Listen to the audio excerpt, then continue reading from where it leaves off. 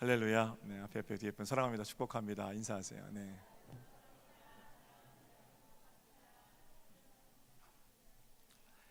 지난주에 이어서 하나님 백성이라는 제목으로 말씀의 은혜를 나눕니다. 지난주에 우리 하나님 백성 어떤 사람들입니까? 악독과 기만과 위선과 시기와 비방을 버리고 갓난아기처럼 순전하고 신령한 젖을 사모하는 자들, 그런 자들이 하나님 백성임을 생각해 봤고요. 오늘 우리가 잘 알고 있는 구절입니다. 대한민국에서 축복송으로, 대표적인 축복송으로 불려지고 있는 노래의 가사이기도 합니다. 하나님 말씀 가지고 노래 만드는 거죠. 너는 택한 족속이요 왕같은 제사장이며 거룩한 나라요 하나님의 소유가 된 백성이다. 축복입니다. 여러분, 우리는 누구입니까? 하나님 백성의 정체성, 오늘 제가 네 가지로 생각해 볼게요. 첫 번째, 우리는 택하신 족속입니다. 9절 말씀 볼까요? 9절 한 절 제가 봉독하겠습니다. 그러나 너희는 택하신 족속이요 왕같은 제사장들이요 거룩한 나라요 그의 소유가 된 백성이니. 일단 여기까지만 읽을게요. 우리는 하나님께서 택하신 사람들입니다. 참으로 감사한 일이죠. 그런데 선택이라는 것은요, 여러분, 논리로 보자면 반드시 유기를 전제로 합니다. 누군가를 선택했다는 것은 누군가는 선택하지 않았다는 겁니다. 선택받았다는 것은 선택받지 못했다는 것을 전제로만 이루어질 수 있는 상황이라는 겁니다. 이 과정에서 자기들만 선택받았다고 말한다면, 아무리 겸손하게 우리만 선택받았어요 조용하게 말한다고 할지라도 다른 사람은 버림받았어요 라고 말하는 거하고 똑같은 거라는 얘기입니다. 잘못된 선민의식입니다. 유대인들은 하나님께서 선택하시는 그 선택을 혈통적인 것으로 이해합니다. 그래서 자기들만 선택받았다고 생각했습니다. 본문을 쓰고 있는 베드로 역시 그렇게 생각했던 사람입니다. 그러나 지금 여기서 너희는 믿음의 후배들에게 택하신 족속이다 라고 말할 때 그 선택은 혈통으로서의 유대인들만 지칭하는 것이 아닙니다. 하나님께서 만드시고 예수 그리스도를 통하여 새로운 생명을 얻은 그리스도인들을 가리키고 있습니다. 그리고 이 선택은 제가 생각할 때는 누군가의 유기를 거름으로 삼는, 그러니까 누군가 버림받았다는 것이 당연한 논리적 비결로 이어지는 그런 선택이 아니라고 저는 생각합니다. 왜 이렇게 생각하냐면, 하나님께서 누군가를 선택하시고 누군가를 버리셨다면, 그리고 그게 이미 다 정해져 있다면 이제 이중 예정이거든요. 이 땅의 교회도 전도도 선교도 무가치한 것이 되기 때문입니다. 저는 우리 하나님께서 몇몇 사람들은 천국으로 이끌려고 창조하시고 몇몇 사람들은 지옥으로 보내려고 창조하셨다고 믿을 수가 없습니다. 하나님께서는 예수 그리스도를 고백하는, 예수를 그리스도로 고백하는 모든 자들을 선택하기를 원하시고 그들 모두가 구원받기를 원하신다라는 것이 제 생각이고 제가 읽은 성경책입니다. 그러니까 이 선택은 누군가 버린다는 것을 전제로 하는 그런 선택이 아니라는 겁니다. 혈통을 초월하여 예수를 그리스도로 고백하는 모든 자들을 구원하기로 작정하신 하나님, 그리고 오늘도 하나님의 사람들을 세우셔서 그들을 구원하시려고 열심을 내시는 하나님, 거기 손잡고 선교의 사명을 감당하고 있는 우리에게 주시는 말씀이기도 합니다. 모든 민족과 열방을 다스리시는 하나님을 인정하고 그리스도의 품으로 돌아오기를 원하시는 하나님의 마음, 바로 그것이 성경책에 기록된 성경 글자 이면에 하나님께서 허락하신 마음이 아닌가 생각합니다. 모든 사람이 그리스도의 품으로 돌아오는 그 일에 저와 여러분을 파트너로 삼아 초청하십니다. 그런 차원에서 우리는 특별한 은총을 받은 사람들입니다. 하나님께서 우리를 먼저 선택하셨기 때문입니다. 우리가 잘해서가 아니죠. 주님께서 그렇게 하신 겁니다. 저는 이렇게 하나님께서 우리를 선택하셨다라고 설교하거나 묵상할 때 꼭 생각나는 동화가 있습니다. 하나님의 선택, 유기를 전제로 하는 그런 어떤 잘못된 선민의식을 좀 벗어나서 하나님의 선택에 대한 좋은 통찰들을 주는 동화입니다. 맥스 루케이더 목사님의 너는 특별하단다라는 동화입니다. 내용이 이렇습니다.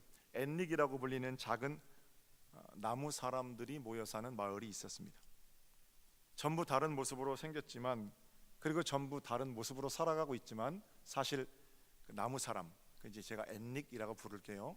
앤릭들은 목수 한 사람, 그 목수의 이름은 엘리입니다. 엘리라는 목수가 전부 만든 사람, 나무 사람이 앤릭들입니다. 그런데 이 마을에 사는 앤릭들에게는 한 가지 특징이 있는데, 몸에 어떤 표를 달고 산다라는 겁니다. 나뭇결이 매끄럽고 색이 잘 칠해진 앤릭에게는 사람들이 금색 표를 붙여줍니다. 그러나 결이 거칠고 칠이 벗겨진 앤릭들에게는 회색 표를 붙여줍니다. 힘이 세다든지 아름답게 노래를 부른다든지 특별한 재주가 있는 앤릭들은 금빛 표를 많이 받았습니다. 반대로 재주가 없거나 힘이 없는 앤릭들은 회색 표를 많이 붙이고 살아갑니다.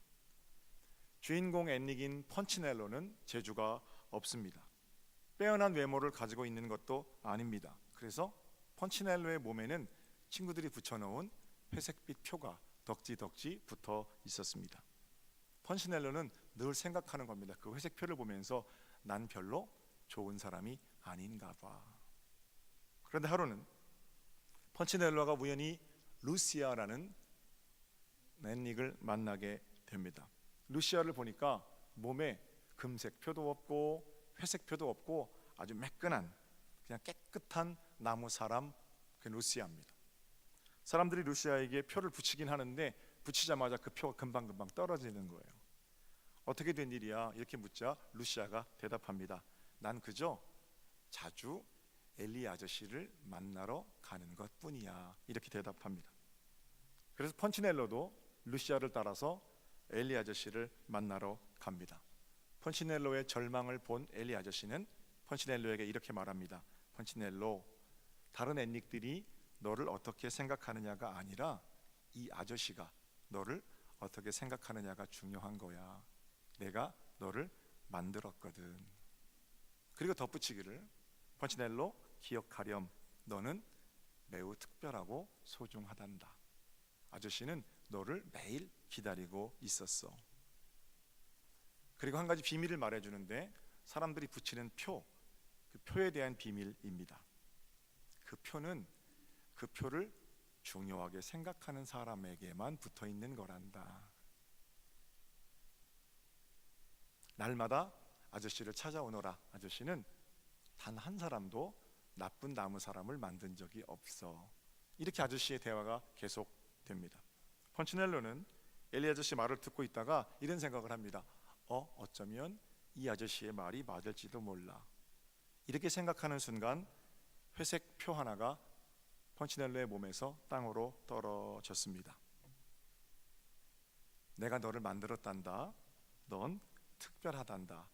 펀치넬로가 이 말을 생각할 때마다 회색 딱지들이 하나씩 하나씩 떨어져 나가고 마침내 펀치넬로는 깨끗해졌습니다. 동화가 진짜 아름답죠? 사랑하는 성도 여러분, 하나님 오늘도 사도 베드로를 통해서 오늘 이 아침에 우리에게 말씀하십니다. 너는 내가 선택한 사람이란다. 너는 특별하단다. 나만 선택받았으니까 우쭐대라고, 또는 잘못된 선민의식으로 모든 다른 유기된 것들을 비웃으라고 이런 선택을 주시는 게 아닙니다. 내가 너를 선택했다라는 그 하나님의 사랑 고백은 세상의 기준 가운데 우리를 구겨놓고 근심하거나 또는 그 기준 이상이라고 자랑하는 우리들에게 내 생각이 더 중요하고, 내 생각은 네가 특별하고 아름답고 가치 있는 존재라는 것, 그거 깨달았으면 좋겠다, 이 마음이라는 겁니다. 한번 따라해 볼까요? 나는, 좀만 더 크게요. 나는 선택받은 사람이라. 할렐루야. 한 주간 이 기쁨 속에서 저는 우리 삶에 사람들이 붙여놓은 딱지들이 덕지덕지 우리를 더럽게 하는 것들이 다 떨어져 나가는 은혜의 역사가 있으시기를 우리 주님의 이름으로 축복합니다. 어느 누구도 하나님께서 나를 선택하셨다는 그 기쁨을 빼앗아갈 수 없는 거죠. 두 번째, 다시 9절을 보겠습니다. 하나님 백성 어떤 사람들입니까? 그러나 너희는 택하신 족속이요. 됐죠? 두 번째는 왕 같은 제사장들이요. 그럽니다. 여러분과 저는 왕 같은 제사장들입니다. 제사장은 하나님과 세상 사이에 살아가는 책임을 가지고 있습니다. 예수님께서 하나님과 사람 사이에서 중보자로서 우리의 큰 대제사장 되십니다. 그러므로 예수님 닮겠다는 사람의 자리는 하나님과 세상 사이입니다. 하나님 편으로 너무 가 있어도 제사장 자리 못 지키는 거고요. 세상적으로 너무 가 있는 거는 뭐 말할 것도 없죠. 균형을 잃어버린 겁니다. 제사장은 하나님과 세상 사이에서 어떤 책임을 가지고 있습니다. 하나님께는 세상의 문제, 신음, 고통들을 가지고 나아가는 겁니다. 세상에는 하나님의 말씀을 가지고 나아가는 겁니다. 늘 말씀드리는 것처럼 세상 등 지고 십자가 보는 것도 좋은 신앙이지만 세상을 등에 지고 십자가로 가는 것이 저는 더 훨씬 좋은 신앙이라고 생각합니다. 중요한 것은 제사장이라는 것은 역시 혈통으로 주어지는 게 아니라는 거예요. 어떤 특별한 사람들만 하나님 백성 또는 왕 같은 제사장 아닙니다. 목사와 사제들에게는 역할로서의 제사장 직무가 물론 주어져 있습니다. 그러나 우리 개혁교회는 예수를 그리스도로 고백하는 모든 사람들이 거룩한 제사장이고 왕 같은 제사장임을 이야기하고 있습니다. 이름하여 만인 제사장 전통입니다. 어떤 특별한 사람들이 하나님과 세상 사이의 자리를 독점하지 않습니다. 특별하신 분이 계시다면 오직 한 분이십니다. 그분은 예수 그리스도이십니다. 예수님 외에는 어느 누구도 나와 하나님 사이에 끼어들 수 없다. 이게 그리스도인에서 품위를 지켜가는 겁니다. 베드로는 말하기를 너희는 모두 왕 같은 제사장들이다. 세상 가운데 나가서 제사장의 사명을 감당하라. 이렇게 말씀하시는 겁니다. 사실 여러분, 이 편지의 수신자들은 지금 녹록한 상황 사는 게 아니거든요. 스스로 자신을 어떤 찌그러진 깡통 같은 인생 이렇게 여기고 있는 사람들입니다.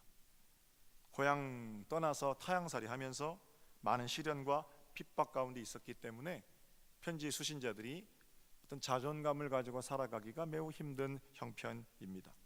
제사장이기는커녕 그저 자기 몸 하나 추스르고 있기도 힘든 형편이에요. 타향살이가 얼마나 서럽겠어요. 이번 추석에 동생들하고 전화를 하는데요, 둘째가 이럽니다. 죄송합니다. 형, 송편 많이 먹었어? 여기 달 밝은데 거기도 달이 그렇게 밝아? 그러더라고요. 벌써 한국 떠난 지가 동생이 20년 됐습니다. 27살에 떠났으니까 반은 한국에서 살고 반은 미국에 살았어요. 인천공항에 내리는 게 편하지 않고 뉴욕공항, 뉴욕이나 JFK에 내리면 야, 이제 집에 왔구나 그런 생각이 든대요. 그만큼 미국이 편해진, 미국 사람 돼 있는 그런 형편이거든요. 그런데도 보름달을 보면 서정리에서 봤던 보름달이 생각나고 같이 가족들이 모여서 송편 해먹는 거 그 그리워지고 그런 마음이잖아요. 미국 사람들 대부분 합리적인 사람들이 많아서 차별 우리나라보다 훨씬 덜하죠. 그래도 유석인종들에게 똑같겠습니까? 여기 둘러봐도 피부 색깔 같은 사람 많지 않은데 여전히 서름들이 있겠죠.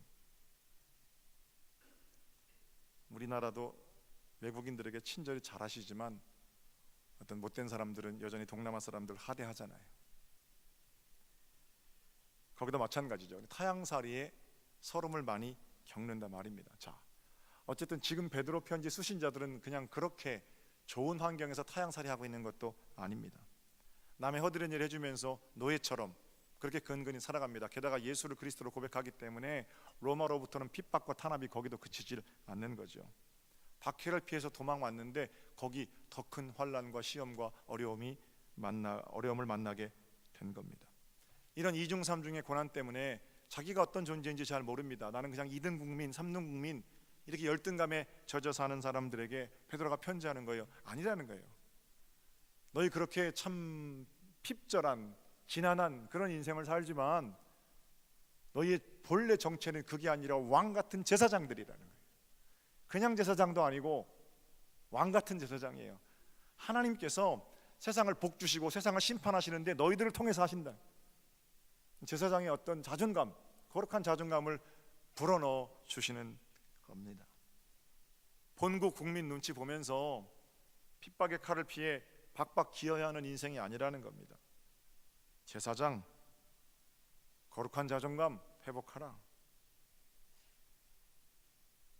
세상이 나를 통해 복을 누리게 될 거다, 그런 기대 가지라는 거예요. 기도하는 나를 통해서 이 나라가 구원받게 될 거다, 기도하는 나를 통해서 이 민족이 구원받게 될 거다, 기도하는 나를 통해서 우리 가정이 살아나게 될 거다. 제사장이 가지는 자존감이고 제사장이 살아야 되는 이유 같은 거거든요.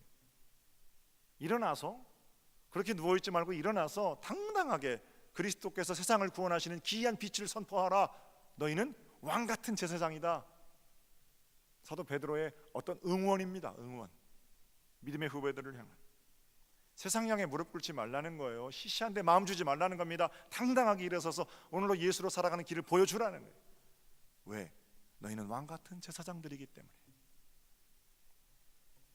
어떤 분이 저한테 우리 교회 오셨던 이성미 집사님 인터뷰 동영상을 보내셨어요. 아주 감동적이더군요.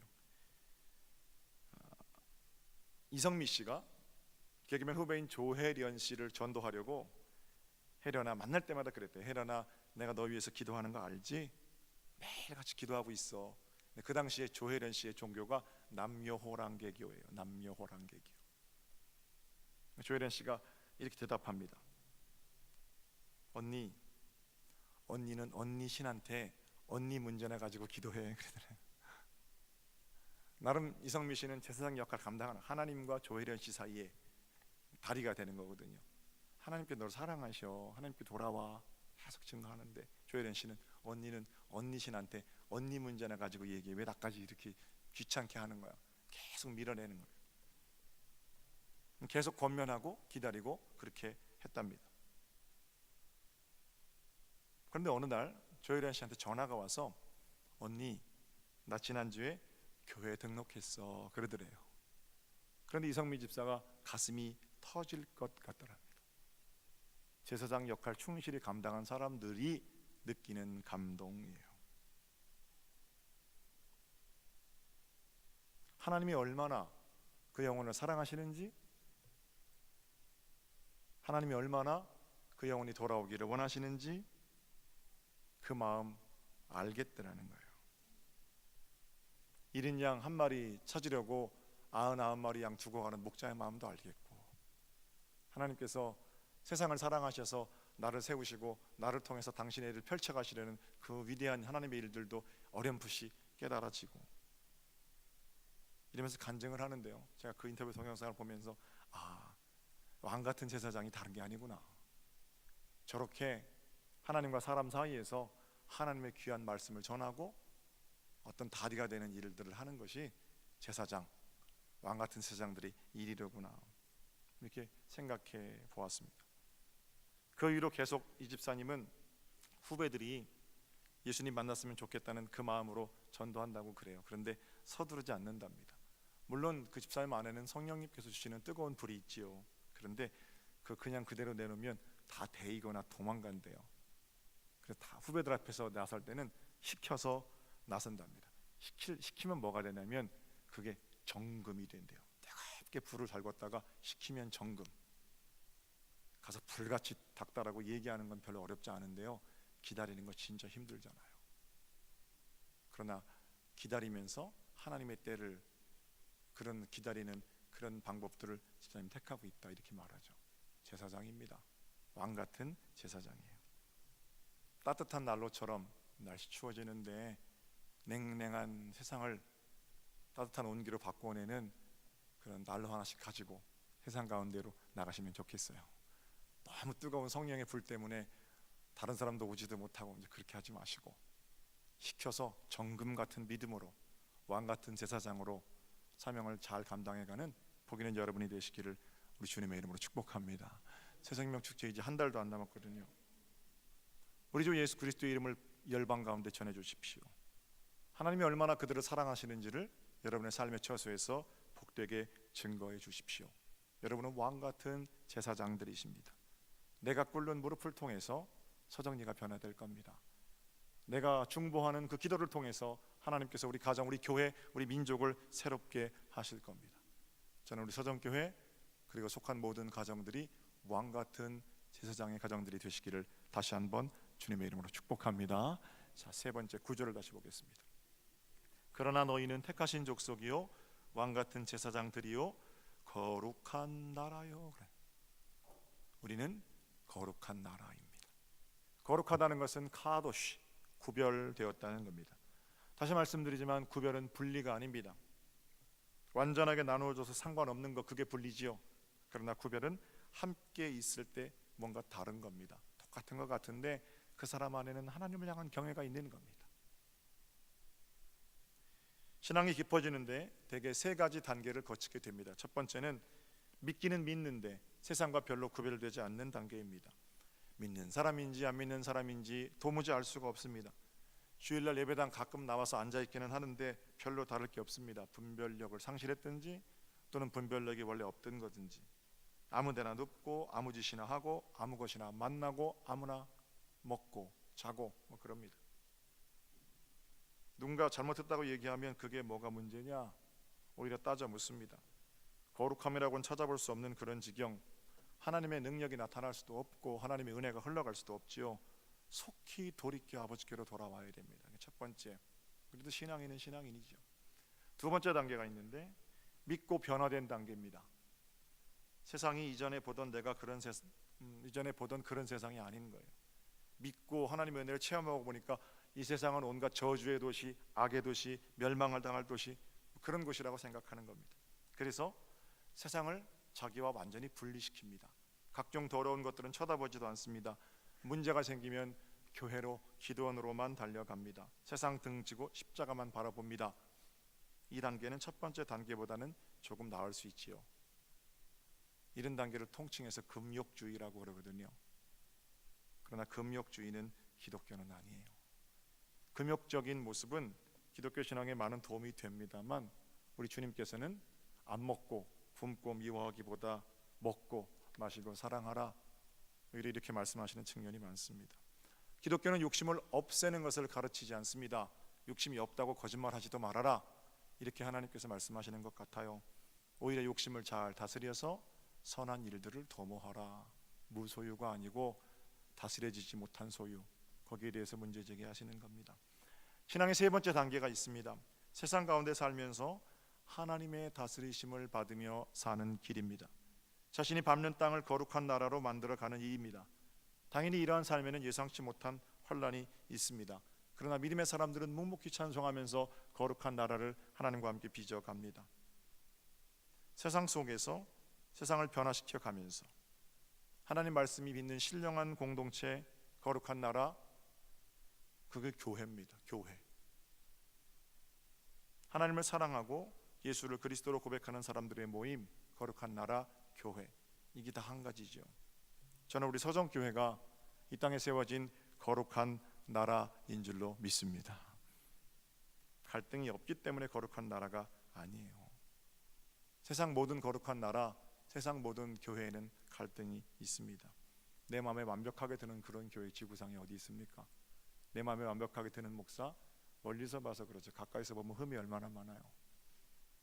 그러나 갈등이나 문제보다 은혜가 더 크면 그 교회는 은혜로운 교회입니다. 날마다 거룩한 나라가 확장되는 것을 기쁨으로 고백하는 교회, 서정교회는 지난 100년 동안 그렇게 좋은 교회였어요. 갈등이나 문제가 없기 때문이 아니에요. 갈등이나 문제보다 늘 은혜가 더 컸기 때문에 참 좋은 교회였다라는 겁니다. 앞으로도 주님 오실 때까지 주님을 사랑하는 자들과 함께 좋은 교회로 이어져 갈 겁니다. 옆에 분하고 인사하세요. 우리 교회 거룩한 교회입니다. 우리 교회 거룩한 나라입니다. 이렇게 인사하십시오. 마지막으로 하나님 백성은 어떤 정체성을 가지고 살아가느냐, 9절입니다. 9절 다시 한번 볼게요. 너희는 택하신 족속이요 왕 같은 제사장들이요 거룩한 나라요, 마지막이에요, 그의 소유가 된 백성이니. 여러분과 저는 하나님의 소유된 백성입니다. 제가 첫 번 택하신 족속 내용이 비슷하기 때문에 더 말씀드리지 않겠습니다. 언젠가 드라마를 보는데 남자와 여자가 이제 서로 밀당하잖아요. 사랑 고백하면서 이제 가슴 졸이면서 제 아들하고 보고 있는데 남자가 여자한테 고백하는 거예요. 너는 내 거야, 뭐 이렇게. 너는 내 소유야. 보다가 아들하고 오, 감동적이잖아요. 고백 안 하다가 그때 딱 고백하니까 너무너무 감동적이에요. 넌 내 거야. 사실은 사랑하는 사이에서 이것보다 더 아주 강렬한 그런 고백은 없잖아요. 넌 내 거야, 그죠? 근데 여러분, 이게 만약에 사랑하지 않는 사이라면요, 이것보다 더 심각한 건 없어요. 사랑하지 않는데 넌 내 거야, 너무 끔찍하잖아요. 지구 끝까지 쫓아와서 넌 내 거야, 얼마나 힘들어요. 하나님께서 우리에게 넌 내 거야, 너 내 소유다 그러시는데, 그게 감동이 되려면 하나님과 내가 사랑해야 되는 거예요. 그게 끔찍하는 건요, 사랑하지도 않는데 계속 나에게 오셔서 넌 내 거야, 내가 너 사랑해, 끔찍한 거예요. 사랑에 문제가 생긴 겁니다. 그러면 하나님께서 나를 사랑하시는 사랑에는 문제가 없잖아요. 시원으로부터 종국에 이르기까지, 창세 전부터 마지막 그 이후에라도 하나님 나를 사랑하시는 사랑에는 변함이 없으시거든요. 하나님 사랑에는 문제가 없어요. 근데 왜 그 말이 끔찍한 거예요? 내 사랑에 문제가 생겼기 때문에 그래요. 그러나 내가 하나님을 뜨겁게 사랑하면, 그저 유한하지만 사랑해보려고 나서면 뭐가 좋아진다고요? 넌 내 거야, 그 말이 너무 달콤한 겁니다. 내가 너를 택했다, 넌 나의 소유된 백성이다, 그 말이 감동인 거예요. 그 말 때문에 자다가도 벌떡 일어나는 거예요. 내가 하나님 거라는데, 하나님 나를 소유하셨다는데 그 말이 감동이 될 때 내가 뜨겁게 하나님을 사랑하고 있는 순간에 그 말이 감동이 되는 겁니다. 오늘 이 아침도 주님께서 내가 너를 택했다, 너는 내 거다, 이렇게 말씀하십니다. 사랑하는 성도 여러분, 힘들고 어려운 상황을 만나셨습니까? 베드로의 편지처럼 거룩한 자존감을 잊지 마십시오. 택하신 족속, 왕같은 제사장, 거룩한 나라, 하나님의 소유된 백성임을 잊지 않고, 이번 한 주간도 여러분이 밟는 땅을 하나님의 나라로 만들어가는 복 있는 삶의 승리가 여러분들의 것이 되시기를 우리 주님의 이름으로 축복합니다. 자, 기도하겠습니다.